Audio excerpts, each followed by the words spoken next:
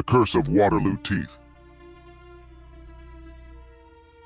Soldiers of the Empire, the hour of destiny is upon us. Ye stand firm, advance with courage, and victory will be ours! Picture a high society ball in 19th century London, or a gala in old New York.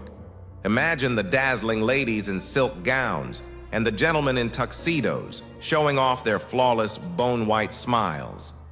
But if you leaned in just a little closer, you might catch a faint, unsettling scent of decay.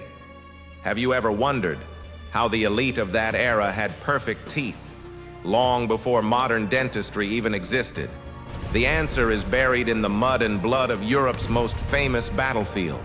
What those wealthy socialites wore in their mouths once belonged to young men who were breathing, loving, and hoping to return home just hours before. Today, we're exposing the grimmest fashion trend in history, the secret of Waterloo teeth. In the early 1800s, sugar became the ultimate luxury, but it came with a price. People's teeth were rotting at a terrifying rate. To be toothless in high society was a mark of shame, a social death sentence. Dentures back then were awful. Porcelain looked like cheap glass, and ivory turned yellow and smelled like a grave. There was only one thing the rich wanted: real, human teeth. But where do you find thousands of healthy, straight, human teeth? Grave robbers couldn't keep up. The market was starving. And then, June 18th, 1815 happened. The Battle of Waterloo. When the cannons finally went silent, over 50,000 men lay dead in the mud.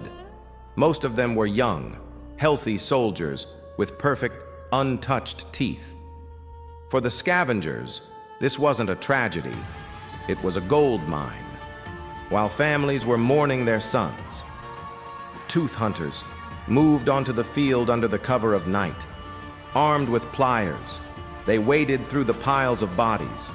They weren't looking for wallets or watches. They were looking for jaws. They ripped the front teeth from the still warm corpses, filling sacks to the brim, shipping them to London, Paris, and across the Atlantic to New York. Dentists didn't even hide it. They proudly displayed signs in their windows that read, "Genuine Waterloo ivory." Think about that. A British lord or a wealthy American merchant, smiling with the teeth of a dead French infantryman who had been bayoneted in the chest. The death of one became the vanity of another. This gruesome trade lasted for decades. Every major war, from the Crimea to the American Civil War, provided a fresh harvest for the dental market. Today, these dentures sit in museums, silent witnesses to how far humans will go for beauty. We look at these white teeth and see an antique, but in reality, they are the frozen echo of a soldier's final breath.